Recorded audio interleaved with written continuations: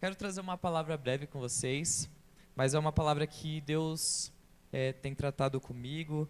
E, em especial, Ele tratou de uma maneira diferente hoje comigo. E Ele me levou a pensar sobre alguns pontos. Por exemplo, de quando a gente decide fazer uma mudança de hábito. Já parou para pensar quando a gente para pensar em mudança de hábito?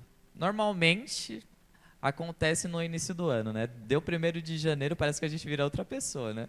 A gente quer fazer de tudo, a gente, não, agora eu vou orar, agora eu vou ler a Bíblia, agora eu vou, sei lá, agora eu vou trabalhar com isso, vou fazer tal coisa, e a gente quer fazer tudo, que tudo aconteça. 1º de janeiro a gente vira um super-homem, né? A gente começa, se transforma, a gente quer fazer tudo acontecer. E eu não sei se você já reparou, mas depois de um tempinho, essa energia que a gente tem de mudança de hábito começa a dar uma afrouxada, né? Não sei se vocês repararam, mas lá para fevereiro a gente já não está naquele pique de janeiro. Começa março, aí já está um pouco mais puxado. Agora em junho, então, a gente nem lembra que a gente tinha planejado no início do ano. E aí me veio isso na mente, porque às vezes a gente sempre quer mudar o hábito, a gente quer transformar a nossa vida com atitudes diferentes. Só que na verdade, quando a gente começa com essas atitudes inesperadamente, que o nosso corpo não está acostumado, que nós não estamos acostumados a fazer, a gente morre muito fácil porque a gente não tem uma base sustentada para isso. E essa base que nos sustenta nos nossos hábitos é a nossa mente. A gente não consegue fazer mudanças radicais de hábitos se a gente não tem uma mudança radical de mentalidade. E é um pouco sobre isso que eu queria falar com você, sobre a mudança da nossa mentalidade. Eu queria que você abrisse a sua Bíblia no livro de Lucas. Lucas capítulo 5.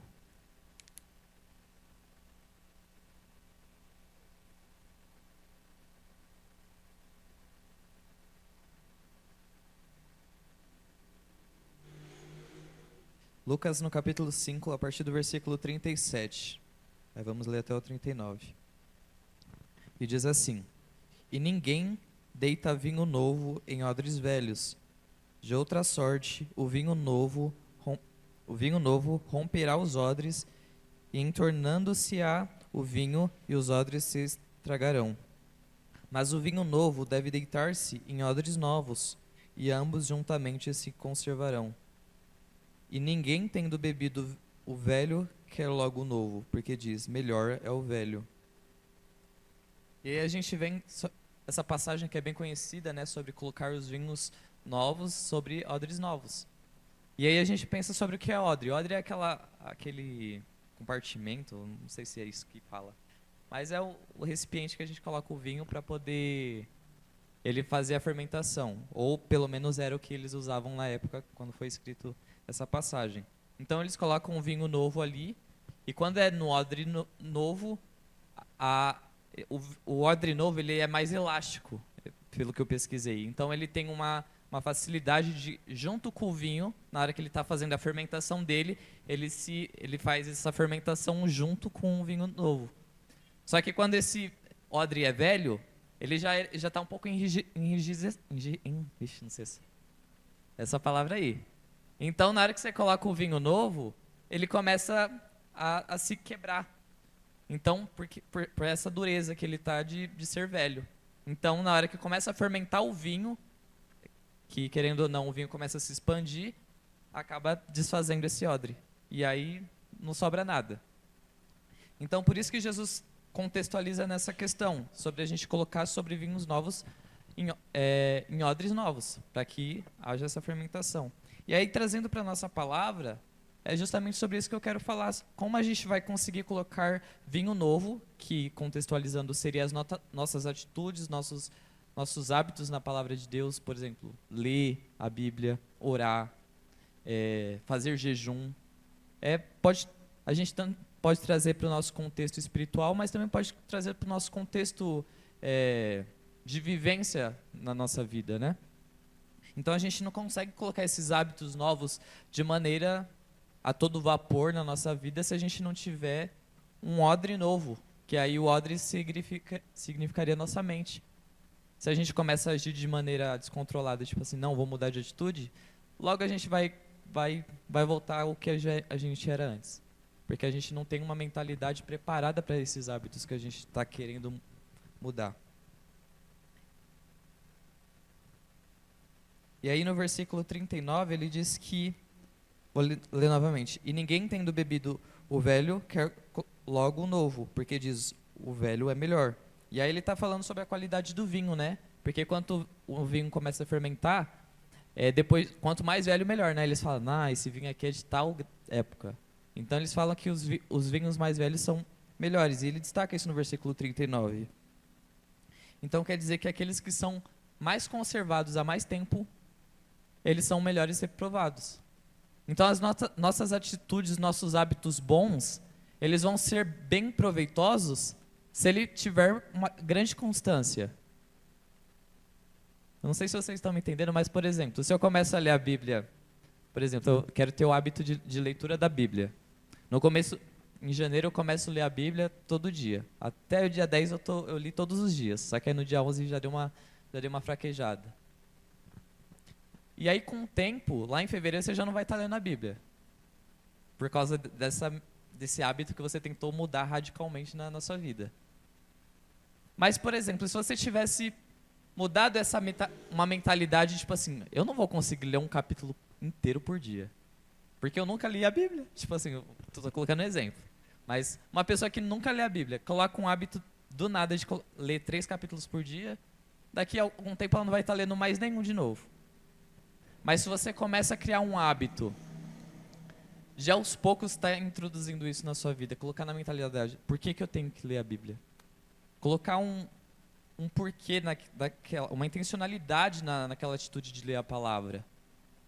E aí daqui a um tempo mesmo que seja dezembro, você ainda vai estar lendo a palavra porque você entendeu o porquê você está fazendo aquilo. E você não mudou drasticamente as suas atitudes. Você entendeu por que você estava fazendo aquilo, havia um propósito, havia intencionalidade naquela leitura. Então é sobre isso que eu meio que quis contextualizar nesse versículo 39.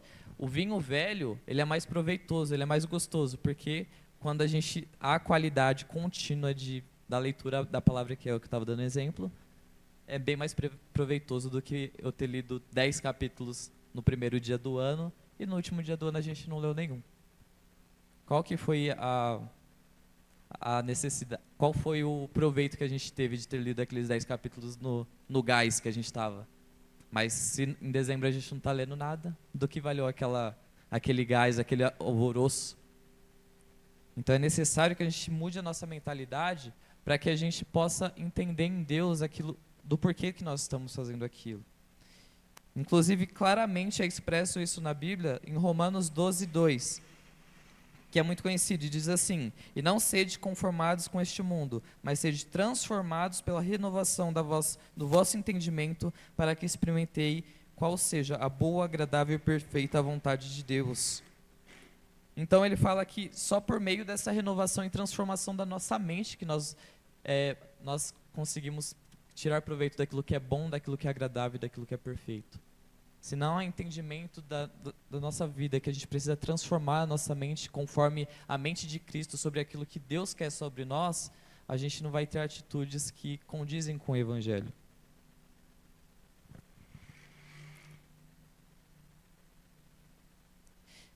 Henrique, como nós mudamos essa mentalidade? Como a gente começa a transformar essa mente?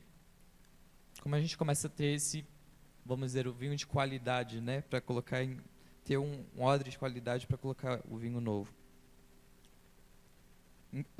O primeiro versículo que eu vou ler aqui, eu gosto de separar em tópicos, gente. Então, acho que fica mais fácil para de entender a palavra. E o primeiro tópico que eu separei aqui tem a ver com motivação, que fica lá em Colossenses, no 3:23.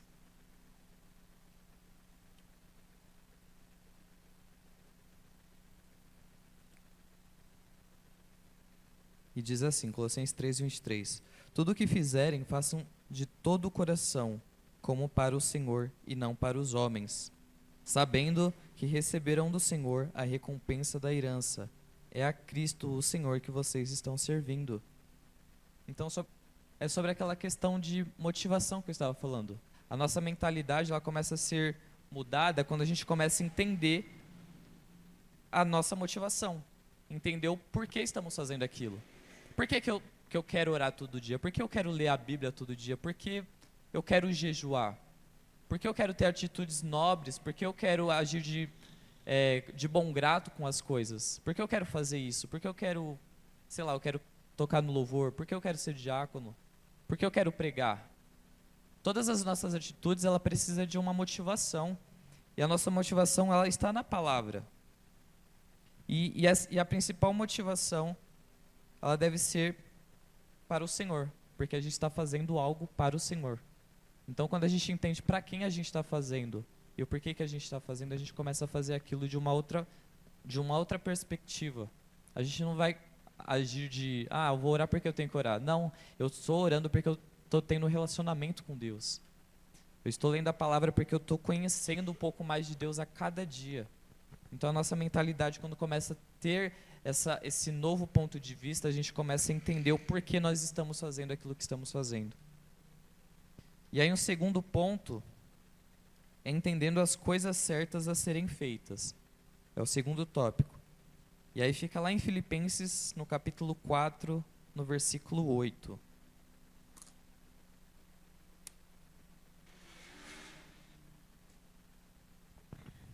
Filipenses 4, 8 diz assim: Quanto ao mais, irmãos, tudo que é verdadeiro, tudo que é honesto, tudo que é justo, tudo que é puro, tudo que é amável, tudo que é de boa fama, se há alguma virtude e se há algum louvor, nisso pensai. E aí aqui traz justamente sobre a questão de pensar sobre isso, de colocar na nossa mente, sobre pensar sobre aquilo que é justo, sobre aquilo que é amável, aquilo que é de boa fama. Então, quando a gente entende que as coisas certas são essas, é aquilo que é bom, aquilo que é agradável, aquilo que engrandece o nome do Senhor, então é sobre isso que a gente tem que pensar. Em Filipenses 4:8 destaca exatamente isso. Então, o primeiro tópico é a gente entender a motivação pela qual nós estamos fazendo algo. Por que eu oro, por que eu leio a Bíblia? É porque é para o Senhor. O Senhor é meu pastor, então, tipo assim, é sobre Ele, não tem nada a ver comigo. E aí o segundo é pensar sobre as coisas certas que devem ser feitas. Às vezes a gente fica pensando, será que isso é certo? Será que isso é errado?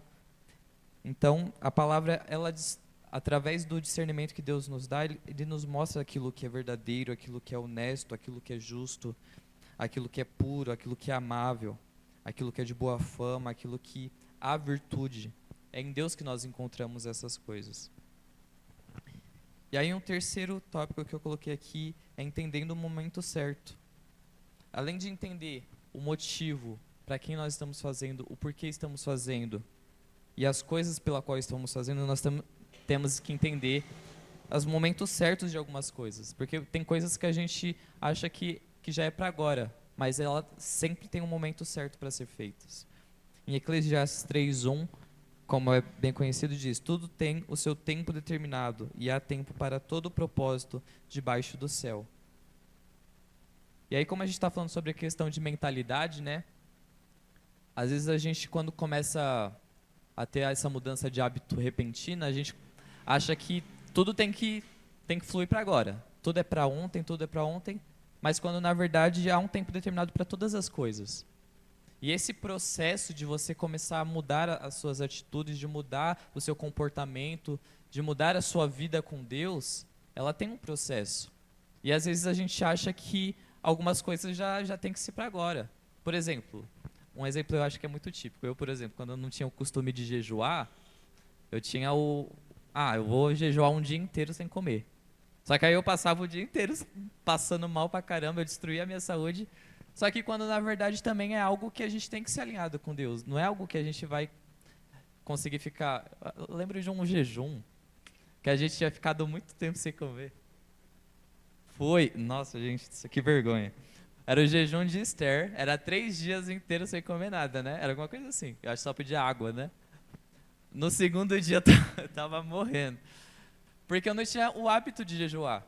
E às vezes a gente é assim, a gente não tem um hábito de fazer determinada coisa e a gente não entende que tem um tempo determinado para você fazer aquilo.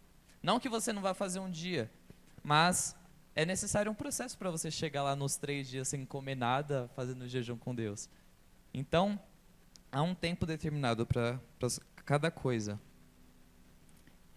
Aí um quarto ponto que eu coloquei é entendendo os comos. Como eu devo fazer uma determinada coisa. E aí em 1 Coríntios 16, no versículo 13 e versículo 14, diz assim: Vigiai, estáis firmes na fé, portai-vos varonilmente e fortalecei-vos, todas as vossas coisas sejam feitas com amor.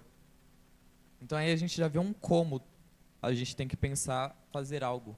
A nossa oração, a nossa devoção a Deus, nosso devocional, nosso jejum, quando a gente for buscar fazer essas coisas, nossa mentalidade tem que ter esse como, que deve ser feito com amor, não é de qualquer maneira.